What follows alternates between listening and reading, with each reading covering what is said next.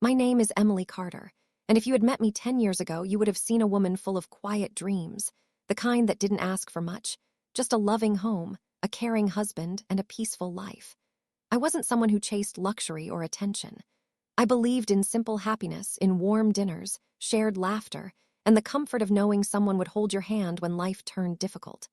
Back then, I truly believed I had found all of that in Daniel. He was charming in a way that felt safe, not overwhelming. He knew how to speak gently, how to make promises that sounded real, and how to look at me as if I mattered. When we got married, I thought I was stepping into the life I had always imagined. I didn't know that sometimes the people who make you feel the safest are the ones who leave you standing in the cold. The first year of our marriage felt almost perfect. We lived in a small apartment in Chicago, nothing fancy, but it was ours. I remember decorating it with little things I bought on sale, soft curtains, a small rug, a few photo frames. Daniel would come home from work, loosen his tie, and smile at me as if the world outside didn't matter. We would sit together on the couch, sometimes in silence, sometimes talking about the future. He used to say he wanted a big family, at least 2 sons, maybe more. At the time, I would laugh and tell him that children were a blessing no matter what, sons or daughters. He would smile, but there was always something in his eyes when I said that, something I didn't fully understand. Months passed, and slowly the topic of having a child became more frequent. Daniel's mother, Margaret, would call often, asking when she would finally hear good news. She wasn't unkind, but her words carried weight. "A strong family needs a son," she would say casually, as if it were a simple truth. I would nod politely, even though something inside me felt uneasy. I had grown up believing that every child was equal, that love didn't come with conditions. But in Daniel's family, things were different. There were expectations, traditions, and silent rules I was only beginning to notice. When I finally found out I was pregnant, I remember sitting alone in the bathroom, staring at the test result with trembling hands. My heart was racing, not with fear, but with a deep, overwhelming joy. I couldn't stop smiling, and tears rolled down my cheeks before I even realized it. I imagined a tiny life growing inside me, someone who would call me Mom, someone I would love unconditionally. When I told Daniel that evening, his reaction was complicated. He hugged me, yes, and he smiled, but it wasn't the kind of happiness I had expected. It felt measured, controlled. "This is good," he said, his voice steady. "Really good." But then, almost immediately, he added, "Let's hope it's a boy." At the time, I brushed it off. I told myself he was just nervous, that men sometimes didn't express emotions the same way. But as the weeks passed, his words stayed with me. Every doctor's appointment, every conversation about the baby, seemed to circle back to one thing: what if it wasn't a boy? I tried to keep the atmosphere positive. I would talk about baby names, about decorating the nursery, about all the things we would do as a family. Daniel would listen, but his enthusiasm always felt conditional, as if it depended on something we didn't yet know. The day we went for the ultrasound is still etched in my memory like a wound that never fully healed. I was lying on the hospital bed, my heart filled with excitement, watching the screen as the doctor moved the device gently across my belly. I saw the tiny shape of our baby, moving, alive, real. It was the most beautiful thing I had ever seen. "Everything looks healthy," the doctor said with a reassuring smile. Then, after a brief pause, she added, "And it's a girl." For a moment, the world felt brighter. A girl, my daughter. I felt an immediate connection, a wave of love so strong it took my breath away. But then I turned to look at Daniel, expecting to see that same joy reflected in his face. Instead, I saw something else, disappointment, sharp and unmistakable. He didn't say anything at first, but his silence spoke louder than words. On the drive home, he barely spoke. The air between us felt heavy, suffocating. I tried to break the silence, telling him how wonderful it was, how lucky we were that the baby was healthy. He nodded, but his eyes stayed fixed on the road. That night, he didn't sit with me like he used to. He stayed in the other room, scrolling through his phone, avoiding conversation. When I finally asked him what was wrong, he sighed deeply, as if the question itself was exhausting. I thought it would be a boy," he said. "It's different." I didn't know what to say. How could I explain that our child, our daughter, deserved love regardless of her gender? How could I make him feel what I was already feeling, a bond that didn't depend on expectations? As my pregnancy progressed, the distance between us grew. Daniel became colder, more distant. He stopped coming to doctor's appointments, saying he was too busy with work. He stopped talking about the future, stopped making plans. The apartment that once felt warm and full of love now felt empty, even when he was there. I would sit alone, feeling my daughter move inside me, and wonder how something so beautiful could be the cause of so much pain. Margaret's visits became more frequent, and her disappointment was even less hidden than Daniel's. She would make comments that cut deeper than she probably realized. "Maybe next time," she would say, as if my unborn daughter was already not enough. I would force a smile, swallowing the hurt, telling myself that things would change once the baby was born. Surely, when Daniel held his daughter for the first time, he would feel it. The love, the connection, the realization that she was his child, no matter what. But deep down, a quiet fear had started to grow, one I couldn't ignore. What if he did? What if the man I had trusted, the man I had built my life around, couldn't see the value in the child we had created together? I tried to push those thoughts away, focusing instead on preparing for my daughter's arrival. I decorated her room in soft shades of pink and white, choosing every detail with care. I would sit there sometimes, imagining her in my arms, imagining the life we would share. The night I went into labor, Daniel was not at home. He had said he was working late, but I didn't ask questions anymore. I had learned that some silences were easier to accept than the truth. I called him again and again, my hands shaking, my body trembling with pain and fear, but he didn't answer. It was my neighbor, Mrs. Thompson, who rushed me to the hospital, holding my hand and telling me everything would be okay. In that moment, I realized that sometimes the people who show up for you are not the ones you expect. Hours later, after a long and exhausting labor, I finally heard her cry. My daughter, my beautiful, perfect daughter. The nurse placed her in my arms, and the world seemed to stop. She was so small, so delicate, and yet in that moment she felt like the strongest part of me.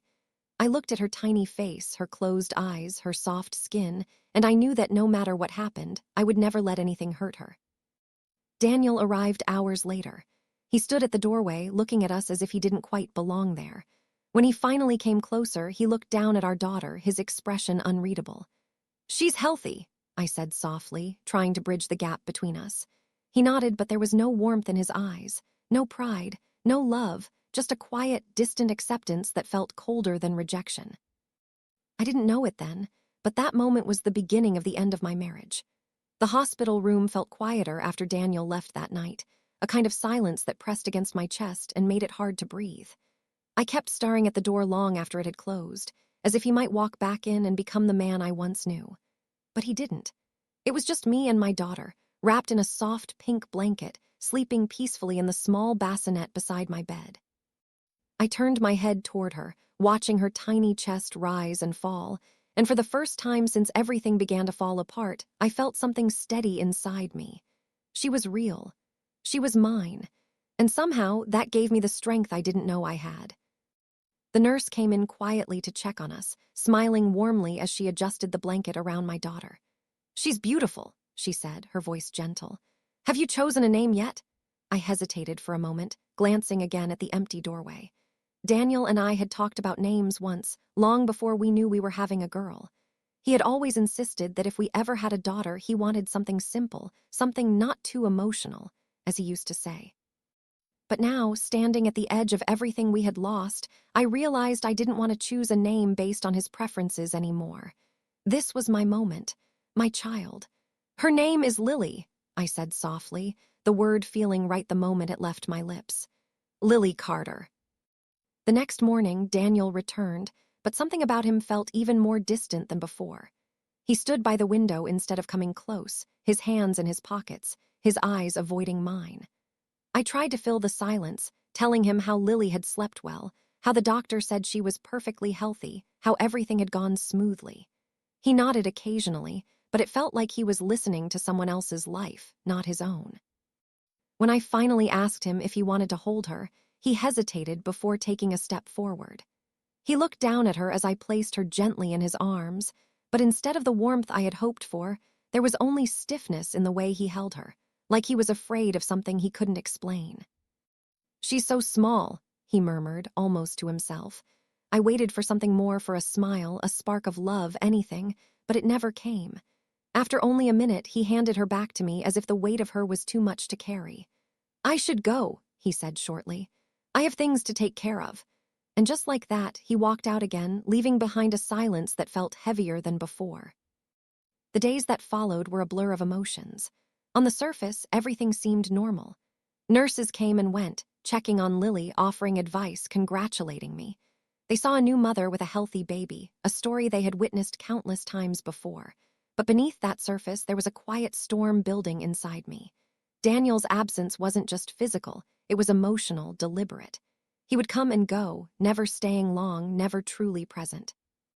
Each time he left, it felt like a small piece of something inside me broke away. When it was finally time to go home, I felt a strange mix of relief and fear. Relief because I could leave the hospital and start a new chapter with my daughter, but fear because I didn't know what awaited me at home. As we pulled up to the apartment, I noticed immediately how empty it felt, even before stepping inside. The warmth that once lived there had faded, replaced by something colder, something unfamiliar. Daniel carried my bag inside without saying much, while I held Lily close to my chest. I walked slowly through the apartment, noticing the little things that had changed. The photos we had placed together were still there, but they felt like reminders of a different life. A life where we were happy, where we believed in each other, where the future didn't feel so uncertain. That first night at home was one of the longest nights of my life. Lily woke up often, her soft cries echoing through the quiet apartment. I didn't mind it. In fact, there was something comforting about being needed, about knowing that I was the one she depended on. Each time I held her, feeding her, soothing her, I felt a bond growing stronger. She didn't care about expectations or disappointments. To her, I was everything, and in return, she became everything to me. Daniel, on the other hand, seemed to drift further away with each passing day. He started coming home later, sometimes not at all. When he was there, he barely spoke, barely looked at Lily. It was as if he had already decided that she didn't belong in the life he had imagined. I tried to talk to him, to understand what he was feeling, to remind him that she was his daughter too. But every conversation ended the same way, with distance, with silence, with words left unspoken. One evening, after putting Lily to sleep, I found him sitting alone in the living room, staring at nothing in particular. I sat down across from him, gathering the courage to say what had been building inside me for weeks. "Daniel," I began softly, "we need to talk." He didn't respond immediately, but I could see the tension in his shoulders. "This isn't just about us anymore," I continued. "We have a daughter now. She needs both of us." He let out a slow breath, running a hand through his hair. "I didn't sign up for this," he said finally, his voice low but firm. The words hit me harder than I expected. "Didn't sign up for what?" I asked, my voice trembling despite my efforts to stay calm. "For a life that isn't what I wanted," he replied. "I wanted a son, Emily. I thought things would be different." I felt a wave of disbelief wash over me. "She's your child," I said, my voice breaking. "How can that not matter?" He looked at me then, but there was no softness in his eyes. "It does matter," he said, "but not in the way you think." And in that moment, I realized something I had been trying to deny for so long. Daniel wasn't going to change. The man I had loved, the man I had built my dreams around, was no longer there. If he had ever truly been. The argument didn't end with shouting or anger. It ended with something far worse, with quiet acceptance. He stood up, walked to the bedroom, and closed the door behind him, leaving me alone in the living room with tears streaming down my face. I didn't follow him. I didn't try to fix things anymore. Instead, I walked to Lily's crib, looking down at her peaceful face, and made a silent promise to myself. No matter what happened, I would protect her. I would love her enough for both of us. Days turned into weeks, and the distance between us became a permanent part of our lives. Daniel stopped pretending altogether. He no longer tried to act like a husband or a father. He became a stranger living under the same roof, someone who passed by without truly seeing us. I stopped expecting anything from him, stopped hoping for change. It was easier that way, less painful. But even in the middle of all that pain, there were moments of light. Lily's first smile, small and fleeting, felt like a miracle. The way she would curl her tiny fingers around mine, holding on as if I was her entire world, reminded me that not everything was broken. She gave me a reason to keep going, a reason to wake up each day and face whatever came next. Still, deep down, I knew that this life couldn't continue the way it was. Something had to change. I just didn't know how or when. All I knew was that the man I had once trusted with my heart had already begun to walk away from us, even if his body was still there. And I could feel, with a quiet certainty that terrified me, that the day he would leave for good was not far away. The first time Daniel didn't come home at all, I told myself there had to be a reason. Maybe work had kept him late, maybe his phone had died, maybe something unexpected had happened. I sat on the edge of the bed that night, Lily asleep beside me, staring at my phone as the hours passed. Midnight turned into 2 in the morning, then 3. Each passing minute stretched longer than the last, filled with questions I was too afraid to answer. I called him again and again, but every call went straight to voicemail. By the time the sun began to rise, I stopped calling. Not because I wasn't worried, but because, deep down, I already knew the truth I was trying to avoid. When he finally walked in the next morning, he didn't look guilty. He didn't even look tired. He simply walked past me as if nothing had happened, placing his keys on the table and loosening his jacket. I stood there, holding Lily in my arms, my heart pounding with a mixture of anger and disbelief. "Where were you?" I asked, my voice steady but firm. He paused for a moment, then shrugged. "Out," he replied, as if that single word was enough to explain everything. "Out," I repeated, feeling something inside me begin to crack. "You didn't come home, Daniel. You didn't answer your phone. Do you have any idea how worried I was?" He sighed, clearly annoyed, as if my concern was an inconvenience rather than something natural. "I told you I had things to deal with," he said. "You don't need to make a big deal out of everything." I stared at him, trying to recognize the man standing in front of me. This wasn't the person I had married. This wasn't the man who once held my hand and promised to always be there. "We have a child," I said quietly, looking down at Lily as she stirred slightly in my arms. "You can't just disappear like this." He looked at her briefly, then back at me, his expression unreadable. "You're the one who wanted this," he said. The words felt like a slap across my face. For a moment, I couldn't even respond. My mind struggled to process what he had just said. "What does that even mean?" I whispered, my voice breaking despite my efforts to stay composed. "It means," he said slowly, "this life, this responsibility, it's what you wanted, not me." There was no anger in his voice, no raised tone, just a cold, detached honesty that cut deeper than any argument ever could. I felt my knees weaken, but I forced myself to stand still. I couldn't let him see how much he was hurting me, not anymore. From that day on, something inside me changed. I stopped asking where he went. I stopped waiting up at night. I stopped expecting him to be anything more than what he had already shown me he was. It wasn't strength, it was survival. I realized that holding on to hope was only making the pain worse. So slowly, I let it go. But letting go didn't make things easier. It just made them quieter.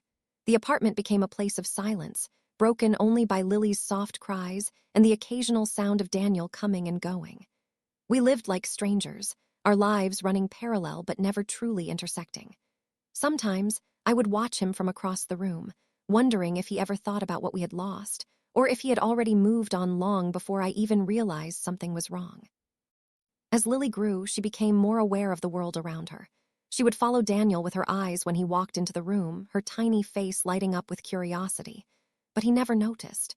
Or maybe he did and chose to ignore it. Each time it happened, my heart would ache in a way I couldn't put into words. She didn't understand rejection yet. She didn't know what it meant to be unwanted. But I did. And I knew that one day she would too. One afternoon, as I was folding laundry in the living room, Daniel walked in earlier than usual. There was something different about him, something tense, something final. He didn't sit down or take off his jacket.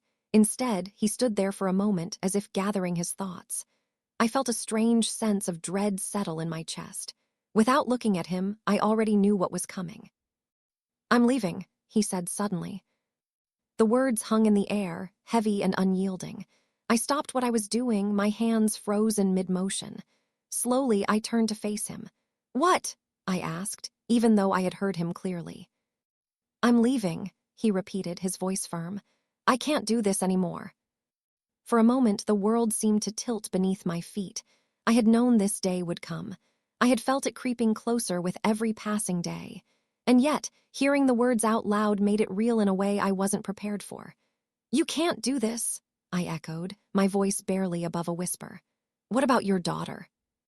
He hesitated for the first time, but it was brief. "You'll take care of her," he said. "You always wanted her." The pain that followed was unlike anything I had ever felt. It wasn't loud or explosive. It was quiet, deep, and consuming. "She's your daughter, too," I said, tears filling my eyes.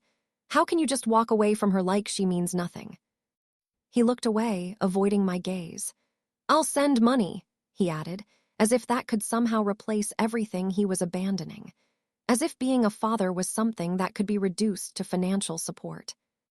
I shook my head, unable to believe what I was hearing.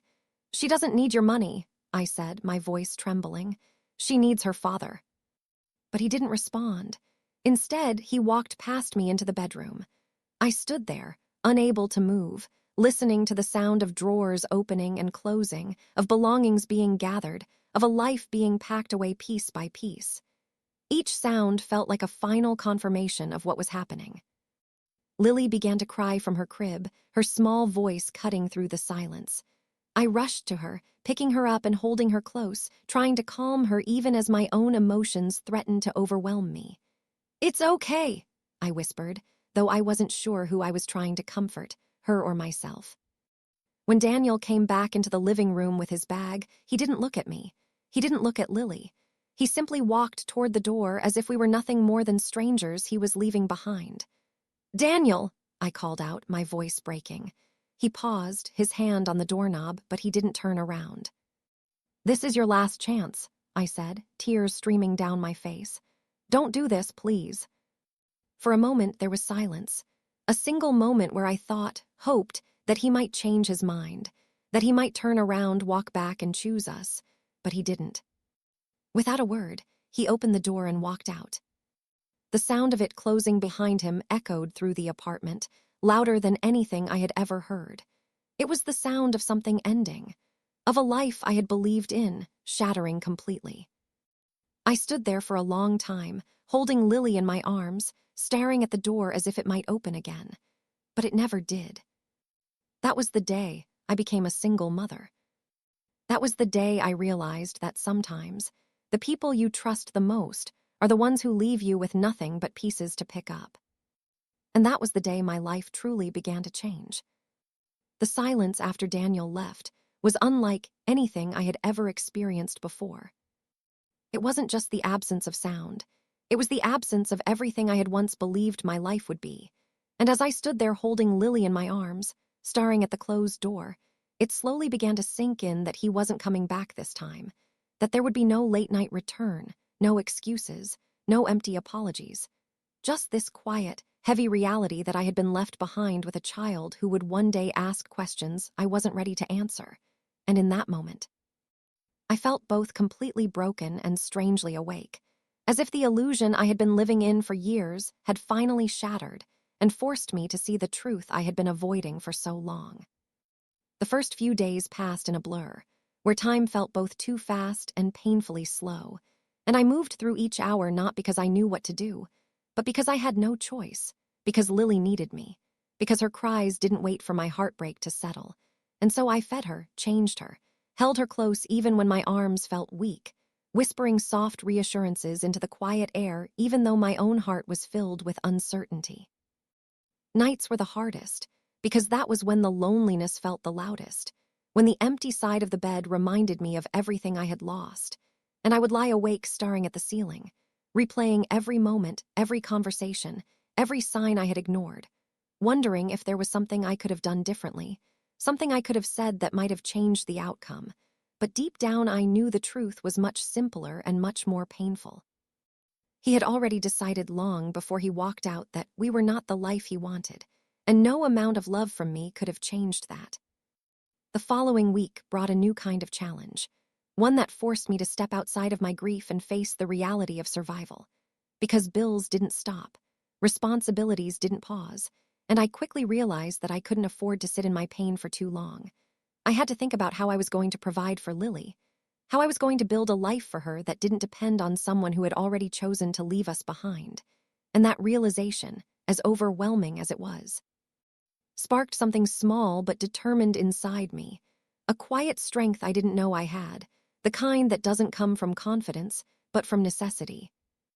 I began making calls, looking into part-time work I could manage from home, reaching out to old contacts I hadn't spoken to in years, each conversation feeling awkward at first, as if I had to relearn how to exist outside of the life I had built with Daniel. But with each step, no matter how small, I felt a tiny shift inside me, like I was slowly piecing together a new version of myself, one that wasn't defined by abandonment, but by resilience. There were moments, of course, when everything felt like too much, when Lily would cry endlessly, and I would find myself sitting on the floor beside her crib, tears streaming down my face as I tried to soothe her and myself at the same time, questioning whether I was strong enough to do this alone, whether I could truly be both mother and father to this tiny human who depended on me for everything. But then she would quiet down, her small hand gripping my finger, her breathing steady against my chest. And in those moments, I would feel it again, that deep, undeniable connection, that sense of purpose that reminded me why I had to keep going. A few days later, I gathered the courage to call my mother, something I had been avoiding not because I didn't need her, but because I didn't want to admit out loud what had happened, because saying the words would make everything feel even more real. But when I finally heard her voice on the other end of the line, something inside me broke open, and I found myself crying in a way I hadn't allowed myself to before, telling her everything in pieces, between breaths, between sobs. And she listened quietly, without interruption, without judgment, and when I finished, there was a brief silence before she spoke, her voice soft but steady, telling me that I wasn't alone, that I never had been, and that she would always be there for me no matter what. And those words, simple as they were, felt like a lifeline, like something solid I could hold onto in the middle of everything that felt so uncertain. She offered to come stay with me, to help with Lily, to give me the support I clearly needed. But I hesitated, not because I didn't want her there, but because a part of me felt like accepting help meant admitting I couldn't handle things on my own, and I had already lost so much. I didn't want to lose my sense of independence, too. But after a long pause, I realized that strength didn't mean doing everything alone. It meant knowing when to accept support, and so I agreed. My voice quieter now, but more certain than before. The days leading up to her arrival felt different, still difficult, still heavy, but not as isolating, because for the first time since Daniel left, I knew that someone was coming, someone who cared, someone who wouldn't walk away, and that thought gave me just enough hope to keep moving forward. Meanwhile, Daniel's absence became a strange kind of presence in our lives, because even though he was gone, the impact of his leaving lingered in everything, in the empty spaces, in the unanswered questions. In the future, I now had to rebuild from scratch. And sometimes, late at night, I would find myself wondering where he was, whether he ever thought about us, whether he ever felt even a fraction of the pain he had left behind. But those thoughts no longer consumed me the way they once did, because slowly, almost without realizing it, my focus began to shift, away from the man who had left, and toward the child who had stayed, the one who needed me not just to survive, but to create a life filled with love, stability, and something far stronger than the broken pieces of the past. And so, as I held Lily close one quiet evening, watching the soft rise and fall of her chest as she slept peacefully against me, I made another silent promise, one that felt even stronger than the first. I would not let her grow up feeling unwanted. I would not let her believe that her worth was defined by someone else's expectations. And no matter how difficult the road ahead might be, I would build a life for us that was not just about surviving, but about healing, growing, and finding a kind of happiness that no one could take away from us again. The morning my mother arrived felt like the first breath of air after being underwater for far too long.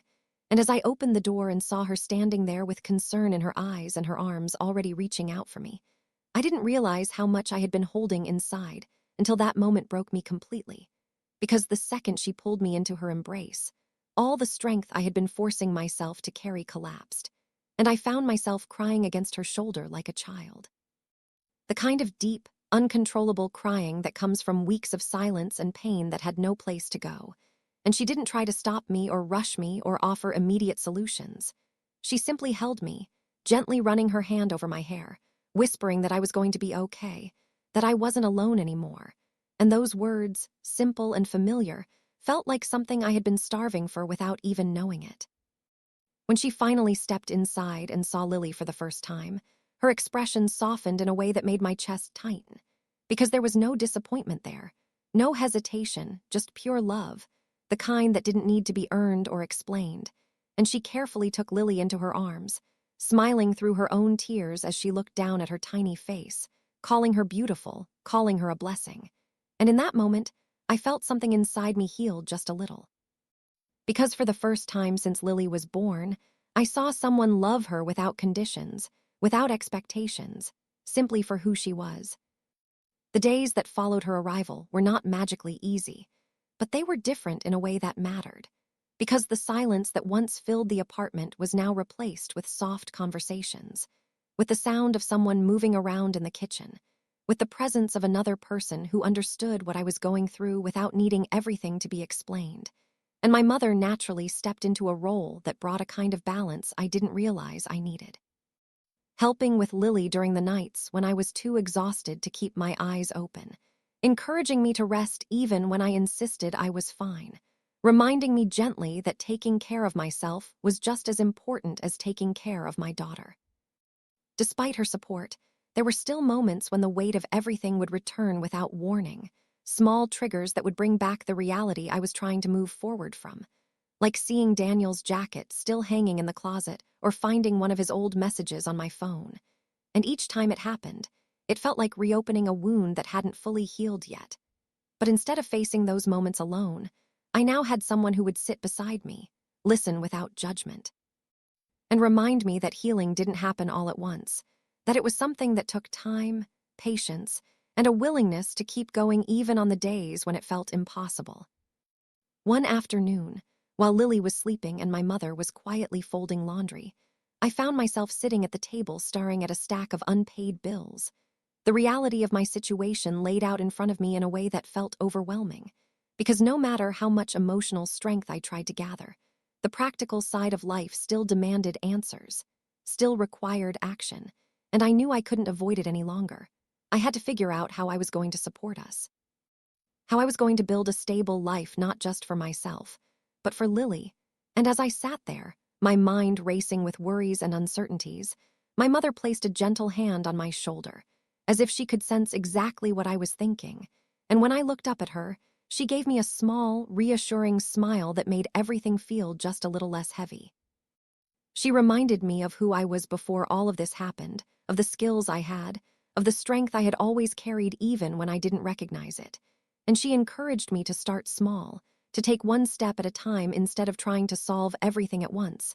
And that advice, simple as it was, gave me something I hadn't felt in a long time, a sense of direction, a starting point. Over the next few days, I began to take those small steps, updating my resume, searching for remote work opportunities, reaching out to people I had once worked with. And although each action felt intimidating at first, there was also a quiet sense of empowerment that came with it. Because for the first time since Daniel left, I wasn't just reacting to what had happened to me, I was actively trying to shape what came next. And that shift, however small, made a difference in how I saw myself and my situation. Meanwhile, Lily continued to grow, her presence bringing moments of unexpected joy that felt like light breaking through the darkness. The way she would look at me with wide, curious eyes, the soft sounds she made when she was content, the way her tiny hand would reach out and find mine, holding on as if she trusted me completely. And each of those moments reminded me why I couldn't give up, why I had to keep pushing forward no matter how difficult things became, because she deserved a life filled with love, stability, and a sense of belonging that I was determined to give her. As the days turned into weeks, I began to notice changes within myself that I hadn't expected, a growing sense of independence that came not from choice, but from necessity, a quiet confidence that started to replace the fear and doubt that had once dominated my thoughts. And although the pain of Daniel's absence didn't disappear, it became something I could carry instead of something that controlled me, something that shaped my story but didn't define my future. There were still unanswered questions, still moments when I wondered why things had turned out the way they did, why the person I had trusted the most had chosen to walk away so easily. But those questions no longer held the same power over me, because slowly, I was beginning to understand that sometimes closure doesn't come from answers. It comes from acceptance, from choosing to move forward even when the past doesn't make sense. And so, one quiet evening, as I sat by the window holding Lily close while my mother prepared dinner in the background, I allowed myself to imagine a future that didn't revolve around loss, a future where I wasn't defined by what had been taken from me, but by what I was building for myself and my daughter. And for the first time in a long while, that future didn't feel completely out of reach. It felt fragile, uncertain, but possible, and that was enough to keep me going. As the weeks slowly turned into months, life began to settle into a rhythm that, while not easy, felt more stable than the chaos I had been living in before. And in that fragile sense of routine, I started to rediscover parts of myself I thought I had lost forever. Because every morning I would wake up not just as someone who had been abandoned, but as someone who had a purpose. Someone who was needed, and that quiet shift in perspective changed the way I faced each day, even when challenges stood in front of me like walls I wasn't sure I could climb. Lily was growing faster than I could have imagined, her tiny features becoming more defined, her expressions more animated, and with each passing day, she became more aware of me, of my voice, of my presence. And there was something deeply comforting in the way she would calm down the moment I held her, as if she already knew that no matter what happened in the world around her, she was safe in my arms. And that trust, so pure and unquestioning, gave me a strength that no words could fully capture. My mother remained by my side through it all, her presence a steady anchor that kept me grounded even on the days when everything felt overwhelming. And although I had initially worried about losing my independence by accepting her help, I came to understand that strength wasn't about doing everything alone. It was about building a support system that allowed you to stand even when you felt like falling. And in her quiet, consistent way, she reminded me of that every single day. During this time, I managed to secure a small remote job, something that didn't pay much but was enough to give me a sense of control over my situation. And I still remember the moment I received the confirmation email, sitting at the kitchen table with my hands trembling as I read the words over and over again. Because it wasn't just about the job itself. It was about what it represented.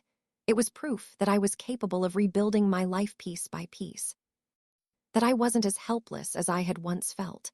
And when I shared the news with my mother, the pride in her eyes made the achievement feel even more meaningful. Balancing work and motherhood was far from easy.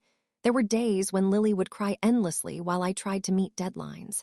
Days when exhaustion would hit me so hard that I could barely keep my eyes open. But even in those moments, I refused to give up, because every challenge I faced was a reminder of why I was doing this, why I had to keep pushing forward no matter how difficult it became. Despite the progress I was making, Daniel's absence continued to linger in ways I couldn't fully escape, not because I wanted him back, but because his choices had left a mark on our lives that couldn't simply be erased. And occasionally, I would find myself wondering where he was, what he was doing, whether he had moved on without a second thought, and those thoughts would bring a familiar ache, a reminder of the love I had once believed in. But instead of letting that pain consume me, I learned to acknowledge it and then let it pass, like a storm that didn't have the power to destroy me anymore. One afternoon, as I was checking the mail, I came across an envelope with Daniel's name on it. And for a moment, my heart skipped a beat, because even after everything, seeing his name still had the ability to stir something inside me.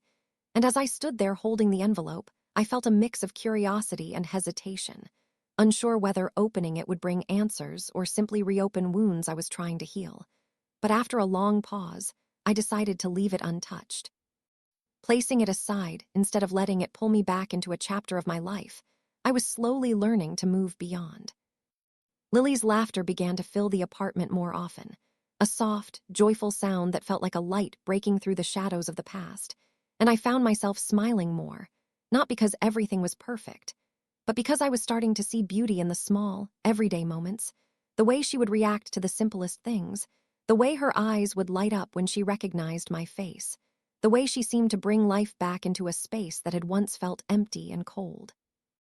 My mother often reminded me that healing wasn't about forgetting what had happened, but about learning how to live with it in a way that didn't define you. And slowly, I began to understand what she meant, because while the pain of being left behind would always be a part of my story, it no longer felt like the only part.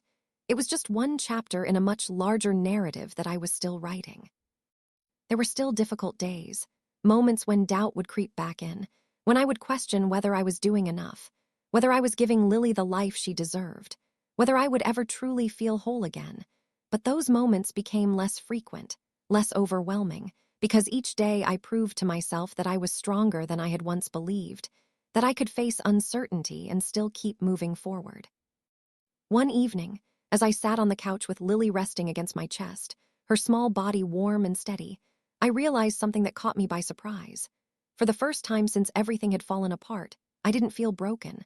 I didn't feel like a victim of someone else's choices. Instead, I felt like someone who had survived, someone who had endured loss and pain and still found a way to stand. And that realization didn't erase the past, but it changed the way I saw myself within it.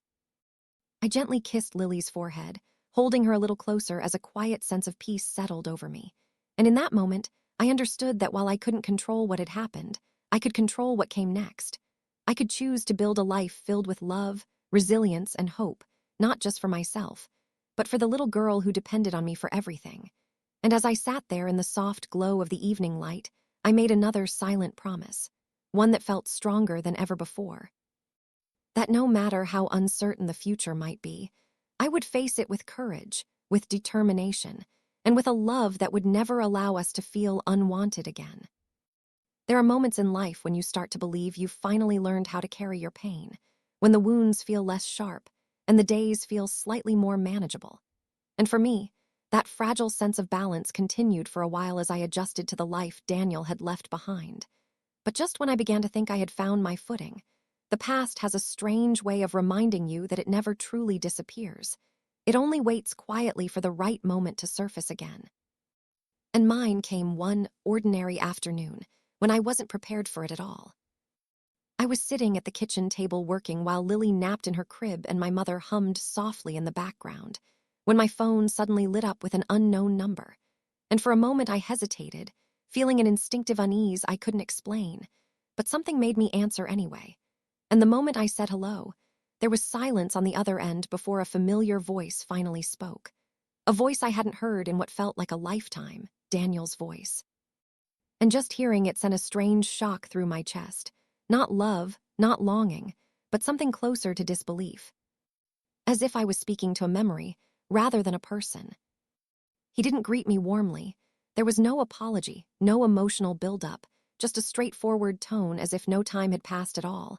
And he said he needed to talk about arrangements, about responsibilities, about things he had apparently been avoiding until now. And I remember sitting there completely still, my hand tightening around the phone as I listened, realizing how distant he sounded, how disconnected from everything we had once shared, including our daughter. When I asked him what he wanted, my voice surprisingly steady, he spoke about financial support, about setting up regular payments, as if that was the only remaining link between him and the life he had walked away from. And I remember feeling something inside me shift. Not anger exactly, but a deep, quiet disappointment that had nothing left to burn, because I had already learned how to survive without him, how to build a life without waiting for him to change. And hearing him reduce fatherhood to transactions only confirmed everything I had come to understand in his absence. After the call ended, I sat in silence for a long time, staring at the table while Lily's soft sounds from the other room filled the space around me. And my mother eventually came over, noticing the change in my expression without needing me to explain anything. And when I told her it was Daniel, she simply sighed, not with surprise, but with acceptance, as if she had already known that one day he would try to reappear in some form, not as a husband or a father in the way we once hoped, but as someone trying to reconnect through convenience rather than emotion.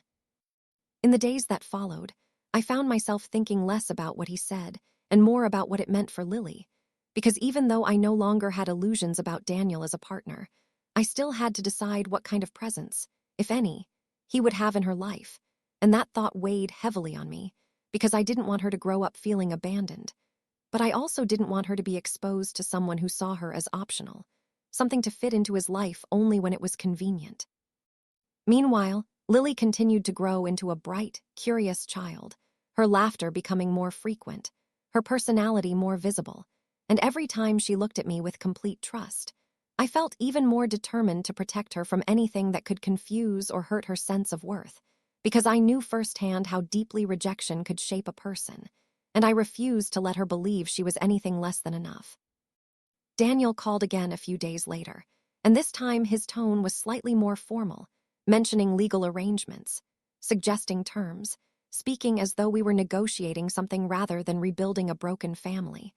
And I listened quietly without interrupting, realizing that the man I once knew had become someone who viewed responsibility through distance, someone who could separate emotion from obligation so completely that it almost felt unreal. After the call ended, I made a decision that felt both painful and empowering. I would not let confusion define Lily's life. I would not allow inconsistent appearances to shape her understanding of love.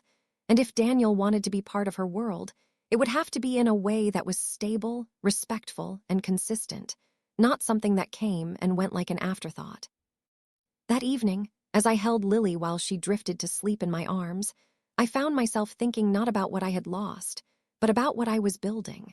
And for the first time since Daniel left, I felt a sense of clarity so strong it almost surprised me, because I realized that my life was no longer defined by the person who walked away, but by the one who stayed, the one who needed me completely.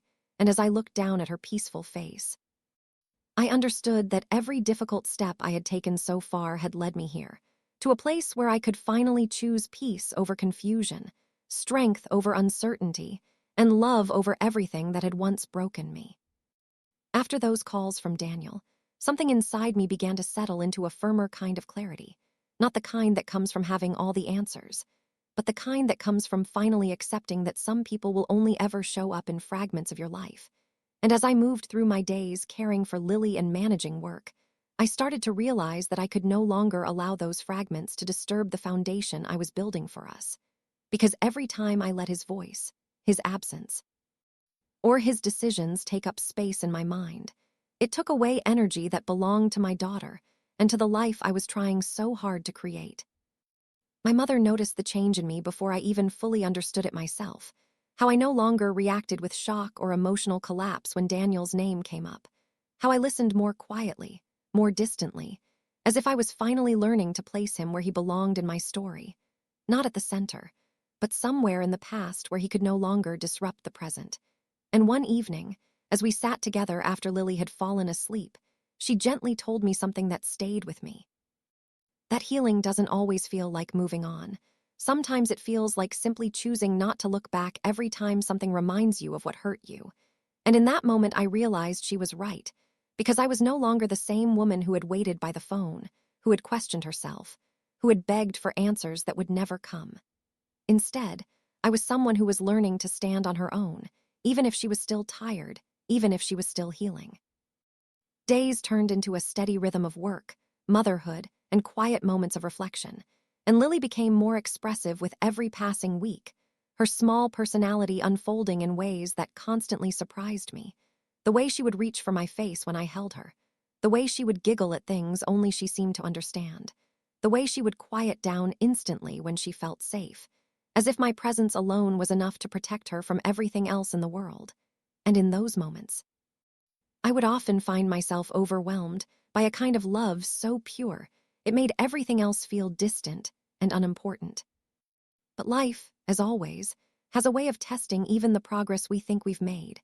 And that test came in an unexpected form when I received a letter from Daniel, instead of a call, formal and carefully written, outlining legal terms regarding custody and financial responsibility, written in a tone that felt cold and detached, as if he was discussing a contract rather than a child we had brought into the world together.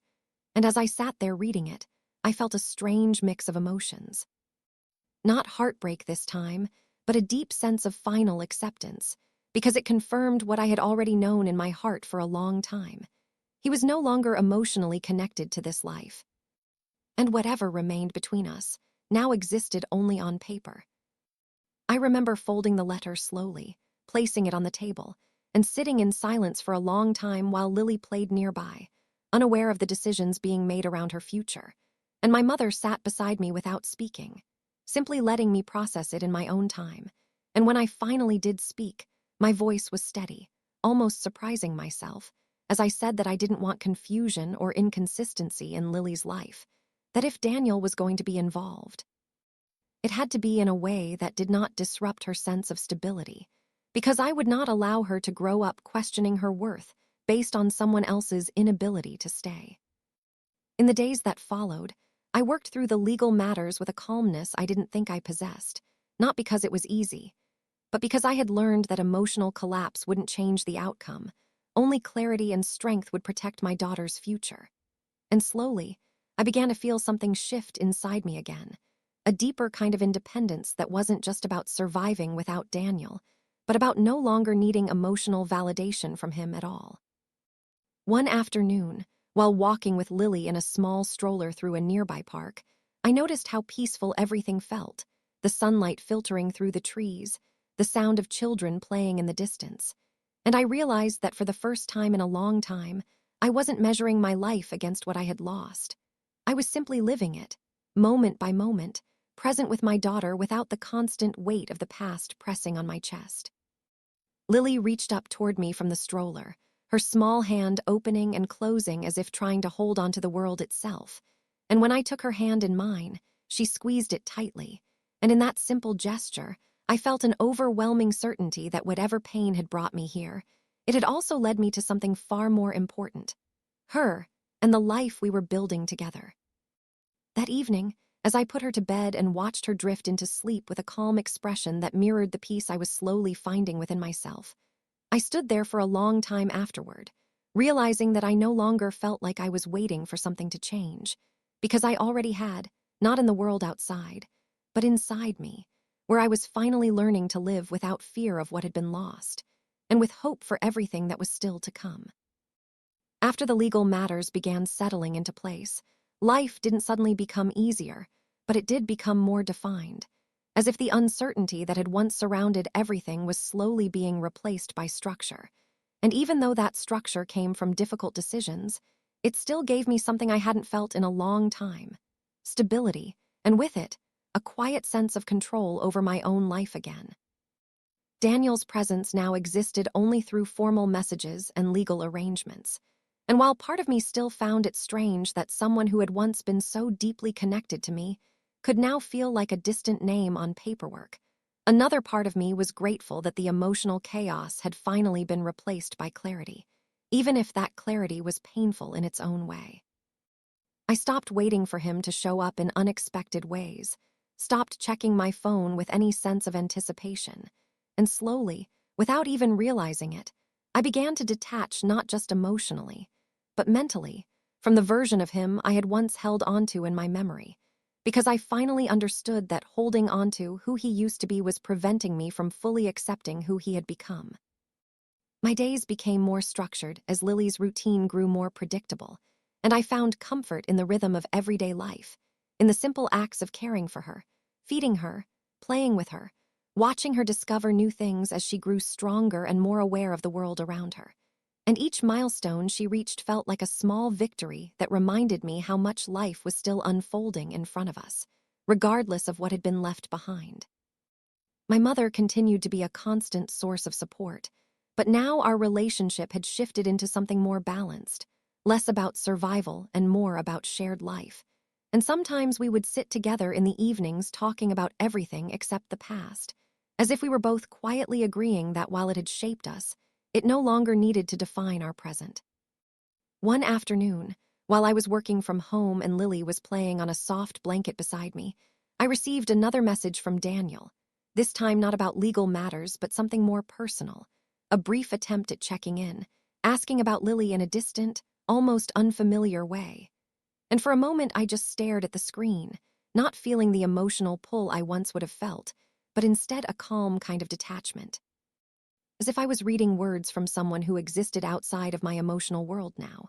I didn't respond immediately, not out of anger, but out of reflection, because I realized that I needed to be careful about what kind of emotional space I allowed him to occupy in our lives. And after a long pause, I replied with simple, factual updates. Nothing more, nothing less, because I understood now that consistency mattered more than emotion when it came to protecting Lily's sense of stability. As time passed, I noticed that Lily was becoming more responsive, more curious, her laughter filling the house in ways that made even the hardest days feel lighter. And there were moments when I would catch her looking at me with such trust that it would almost take my breath away, because it reminded me of the responsibility I carried, not just to provide for her, but to shape the way she understood love, safety, and belonging. I became more intentional with everything I did, from the way I spoke to her to the environment I created around her, making sure that her world felt consistent and secure, because I never wanted her to experience the confusion I had once felt when love turned into absence without explanation. Outside of motherhood, I also began to grow in ways I hadn't expected, finding confidence in my work, speaking more clearly in professional spaces, and realizing that the version of myself that had once felt dependent and uncertain was slowly being replaced by someone more grounded, someone who could make decisions without second-guessing her worth. Still, there were moments when memories of Daniel would surface unexpectedly, not with intensity, but with a quiet recognition of how far things had changed. And instead of pushing those memories away, I learned to acknowledge them without letting them pull me backward, because I understood now that healing wasn't about erasing the past, but about refusing to live inside it. One evening, as I stood by the window watching the soft light fade outside while Lily played behind me, I realized that I no longer felt like I was waiting for closure from anyone else, because I had already created my own, not through answers or apologies, but through acceptance and action. And in that realization, there was a calm strength I had never known before, one that didn't come from what I had survived, but from what I had chosen to become despite it.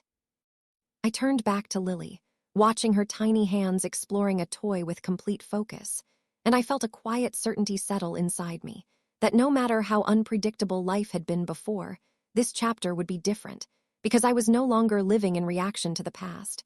I was actively building a future, one small, steady moment at a time, and for the first time, that future felt truly mine. As time continued to pass, I began to notice something subtle but important.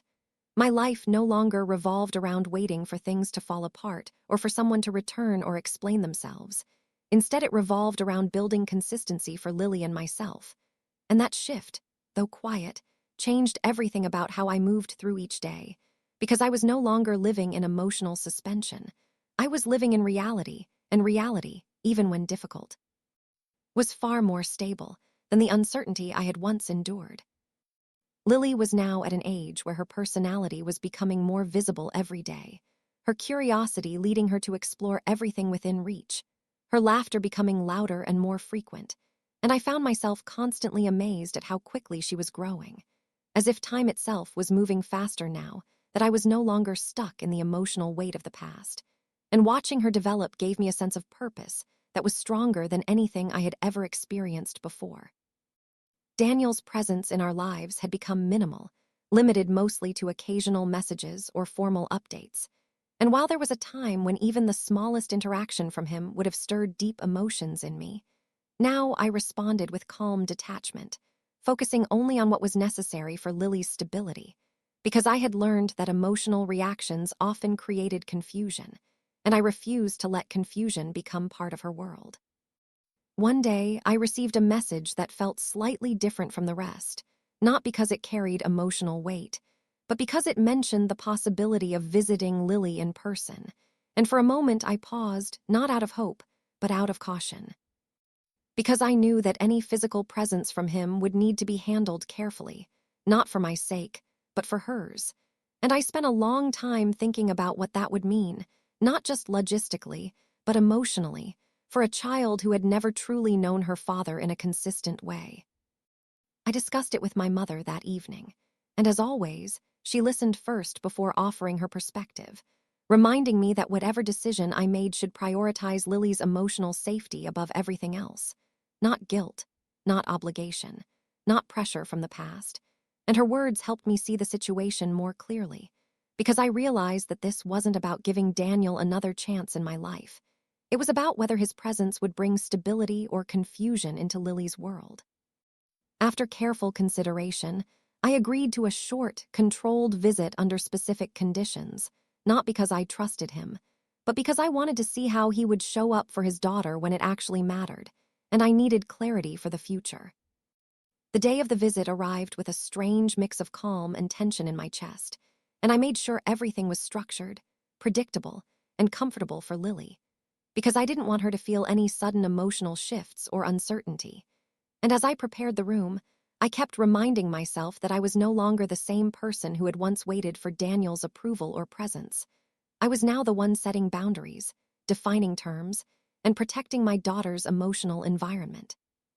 When he finally arrived, there was a moment of silence that filled the space, not dramatic or emotional, but unfamiliar, as if two people who once shared an entire life were now meeting for the first time as strangers. And Lily, unaware of the history between us, looked at him with curiosity rather than recognition, which in itself felt like a quiet truth I had already accepted long ago. Daniel tried to interact with her gently, speaking in a careful tone, attempting to engage her attention with small gestures. But Lily remained mostly focused on me, occasionally glancing at him without any strong reaction. And I watched this carefully, not with anger or sadness, but with a growing awareness of how disconnected their bond had become over time, not because of one moment, but because of many moments that were never there. The visit was short, and when it ended, Daniel left without much conversation, and I felt no emotional shift afterward, only a sense of clarity that confirmed what I already knew. That presence without consistency cannot create connection, especially in a child's world. After he left, I sat with Lily in the living room, holding her close as she played quietly in my lap, and I realized that I no longer felt conflicted about the past, because I had stopped measuring my life against what it once was supposed to be, and instead I was focusing on what it actually was. My mother later told me she saw something different in me that day, a kind of emotional maturity that didn't come from forgetting pain, but from no longer being controlled by it, and I understood what she meant, because I could feel it too, this steady sense of self that had slowly replaced the confusion and emotional instability I once carried. That night, after putting Lily to sleep, I sat alone for a while reflecting not on Daniel's visit, but on my own reaction, or rather my lack of emotional turbulence, and I realized that healing had reached a point where the past no longer had the power to destabilize my present. It could only exist as a memory, not a force. And in that realization, I felt something deeply freeing, as if a long chapter of emotional dependency had finally come to an end, leaving space for something new. Something grounded, something entirely my own. After Daniel's visit, life didn't suddenly transform into something perfect or effortless, but it did become more settled in a way that felt deeply meaningful. Because for the first time, I was no longer navigating emotional uncertainty about him, about us, or about what might happen next. Instead, I was fully grounded in the present, and that present revolved entirely around Lily and the life I was building for her. Days continued to follow a steady rhythm, early mornings filled with feeding, changing, and comforting Lily, afternoons divided between work and small household responsibilities, and evenings that felt softer now, almost peaceful, as if the house itself had finally stopped holding its breath. Lily was becoming more expressive with each passing week, her personality shining through in ways that constantly surprised me, the way she would laugh at small things, the way she would reach out for me when she felt unsure, the way she would calm instantly in my arms as if I were her entire sense of safety. And every one of those moments reminded me that the most important work I was doing wasn't just financial or practical. It was emotional, shaping the world she would grow up understanding. Daniel's involvement remained minimal after that visit, and while I had expected some emotional reaction from myself, confusion, sadness, or even anger, I found instead that I felt mostly neutral, as if I had finally reached a place where his actions no longer had the ability to shift my emotional state, and that realization felt both surprising and liberating, because I had once believed that healing meant waiting for closure from someone else. But now I understood that closure is something you build internally, not something you receive externally. My mother often commented on how different I seemed, not in appearance, but in energy, how I carried myself with more confidence, how I no longer spoke about the past with the same heaviness. And while I didn't always notice the change myself, I could feel it in small ways, like the absence of constant emotional tension, like finally being able to breathe without pressure on my chest. One afternoon, while I was working and Lily played nearby, I received another message from Daniel. But this time it was brief and almost procedural, confirming that he would be stepping back further and would only be in contact through formal channels if necessary. And reading it didn't hurt the way I once thought it might. Instead, it felt like the final closing of a door I had already stopped trying to open. And I simply placed my phone down and continued working, while Lily's soft laughter filled the room behind me. Later that evening, I took Lily outside for a short walk, pushing her stroller slowly along the quiet street, watching as she looked around with wide, curious eyes, taking in the world in a way that reminded me how new everything still was for her. And in that simple moment, I felt something shift again inside me, not a dramatic change, but a quiet recognition that this was my life now, not defined by loss or abandonment, but by presence and responsibility and love that was consistent and real. I remembered who I used to be, the woman who questioned herself constantly, who waited for explanations that never came, who measured her worth through someone else's attention, and I realized how far I had come from that version of myself, not because the pain had disappeared, but because it no longer controlled the direction of my life. When we returned home, Lily fell asleep quickly, her small hand still loosely holding onto my finger even in sleep, and I sat beside her for a long time, simply watching her breathe, thinking about how fragile and powerful life can be at the same time, how something so small can completely redefine your entire existence. My mother joined me quietly, placing a warm cup of tea beside me without speaking, and we sat together in comfortable silence, both of us understanding without words that something significant had changed over time, not externally, but internally within me, and that change was permanent in a way nothing else had been before. That night, as I finally lay down to rest, I didn't think about Daniel. I didn't replay memories. I didn't wonder about what could have been. Instead, I thought about Lily's future, about the kind of environment I wanted to continue building for her, one that was stable, loving, and free from the emotional instability I had once known. And for the first time, my thoughts about the future didn't carry fear, they carried direction. I realized then that I wasn't just surviving anymore. I was actively living, shaping, and creating a life that belonged entirely to us. And that realization brought a quiet peace that stayed with me as I finally closed my eyes. In the months that followed, life continued to move forward in a way that felt steady rather than uncertain. And for the first time since everything had fallen apart, I stopped feeling like I was being carried by circumstances beyond my control. Instead, I felt like I was actively shaping my own path, even if it was one built slowly and quietly through everyday effort.